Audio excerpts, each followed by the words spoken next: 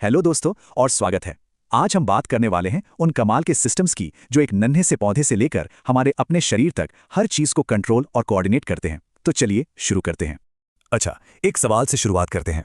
कभी सोचा है कि जैसे ही हाथ किसी गर्म चीज को छूता है, हम उसे झटके से पीछे क्यों खींच लेते हैं?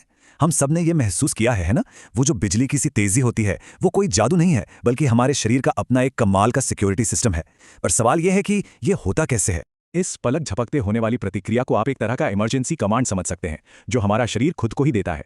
ये पूरी तरह ऑटोमेटिक होता है और जाहिर है हमारी सेफ्टी के लिए बहुत जरूरी है। तो इसे कहते हैं प्रतिवर्त क्रिया, या जिसे हम रिफ्लेक्स एक्शन भी कहते हैं। मतलब किसी भी बाहरी चीज, जिसे हम साइंस की भाषा में उद्दीपन कहते हैं, जैसे कि गर्म तवे की गर्मी या किसी कील का चुभना, उसके जवाब में होने वाला एक इंस्टेंट बिना सोचे समझे वाला रिएक्शन। इसमें दिमाग को सोचने का मौका ही नहीं मिलता, क्योंकि यहाँ स्पीड ही सब कुछ है। जितनी जल्दी एक्शन उतनी ज्यादा सेफ्टी। तो सवाल ये उठता है कि ये सुपर फास्ट मैसेज भेजता कौन है?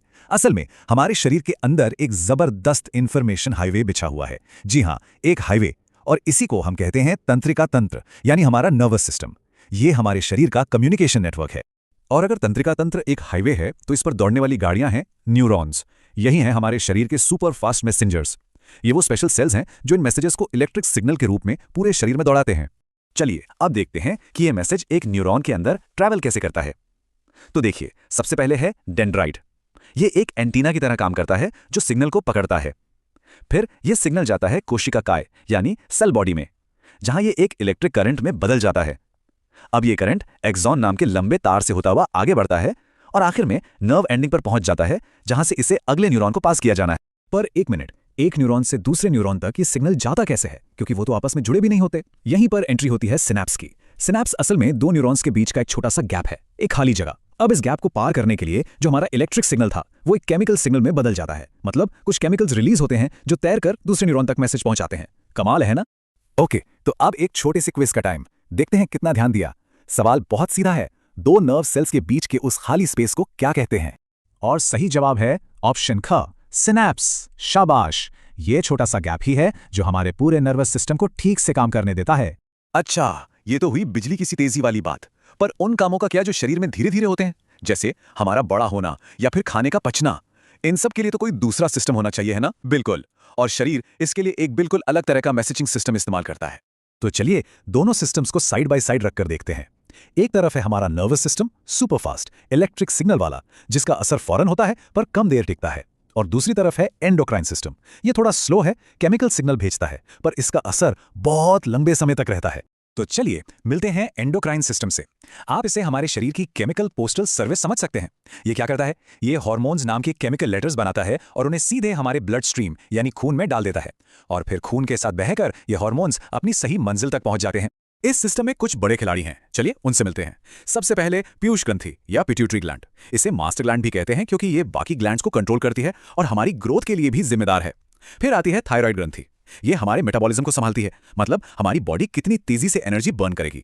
और फिर है अधिवृक्क ग्रंथि यानी एड्रिनल ग्लैंड, जो इमरजेंसी के लिए एड्रेनालिन रिलीज करती है, हमारी फाइट या फ्लाइट वाली सिचुएशन के लिए। ओके, एक और क्विज हो जाए। सोचिए, वो कौन सा हार्मोन है जिसे इमरजेंसी हार्मोन भी कहते हैं, जो हमें खतरे के लिए तैयार करता है? और बिल्कुल सही जवाब है ग, एड्रेनालिन। यही वो हार्मोन है जो हमारी हार्ट बीट तेज कर देता है, हमारी सांसें तेज कर देता है, ताकि हम किसी भी खतरे का सामना करने के लिए रेडी हो जाएं। अच्छा, हमने जानवरों और इंसानों की तो बात कर ली, पर पौधों का क्या?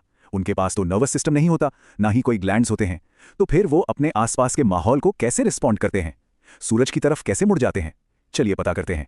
तो इसका जवाब भी है हार्मोन्स। जी हां, आपको जानकर हैरानी होगी कि पौधों के पास भी अपने खुद के केमिकल मैसेंजर्स होते हैं, और इन्हें हम कहते हैं फाइटोहार्मोन्स। अब इन पादप हार्मोन्स को आप दो टीमों में बांट सकते हैं।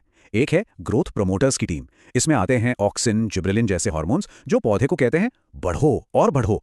और दूसरी टीम है ग्रोथ रोकने वालों की, मतलब ग्रोथ इनहिबिटर्स। इसमें आता है एब्सिसिक एसिड, जो पत्तियों के मुरझाने जैसी चीजों को कंट्रोल करता है। मतलब एक टीम कहती है गो तो दूसरी कहती है स्टॉप। आपने देखा होगा कि कोई भी पौधा हमेशा रोशनी की तरफ झुकता है। इसे कहते हैं प्रकाशानुवर्तन या फोटोट्रॉपिज्म। और इसके पीछे का हीरो है ऑक्सिन हार्मोन। अब देखिए ये काम कैसे करता है, ये बहुत मजेदार है। ऑक्सिन पौधे के उस हिस्से में जमा हो जाता है जहां छाया होती है, और वहां की सेल्स को तेजी से बढ़ने का ऑर्डर देता है। तो जब एक साइड तेजी से बढ़ेगी और दूसरी धीरे, तो तना अपने आप रोशनी की तरफ मुड़ जाएगा। है ना स्मार्ट तरीका? चलिए आज का आखिरी सवाल। पौधों में पत्तियों के मुरझाने के लिए कौन सा हार्मोन जिम्मेदार है? सोचिए, क्या वो ग्रोथ बढ़ाने वाला है या रोकने वाला? तो चलिए फटाफट से एक क्विक रिकैप कर लेते हैं कि आज हमने क्या क्या सीखा। तो आज हमने 3 मेन कंट्रोल सिस्टम्स को समझा। पहला, नर्वस सिस्टम, जो जानवरों में बिजली की तेजी से रिएक्शन देता है। दूसरा, एंडोक्राइन सिस्टम, जो हार्मोन्स के जरिए धीमा लेकिन लंबे समय तक चलने वाला कंट्रोल रखता है। और तीसरा, पादप हार्मोन्स, जो पौधों की ग्रोथ और उनके रिस्पॉन्स को कोऑर्डिनेट करते हैं। और अब जाते जाते एक सवाल आपके सोचने के लिए, पौधे और जानवर दोनों के कंट्रोल सिस्टम कितने अलग हैं, है ना? एक तेज है, दूसरा धीमा, एक के पास नसें हैं, दूसरे के पास नहीं, पर फिर भी दोनों एक ही तरह की समस्याओं को सुलझाते हैं, जैसे अपने माहौल के हिसाब से खुद को ढालना। ऐसा क्यों है? इस पर सोचिएगा जरूर। आज के लिए बस इतना ही, अगली बार फिर मिलेंगे।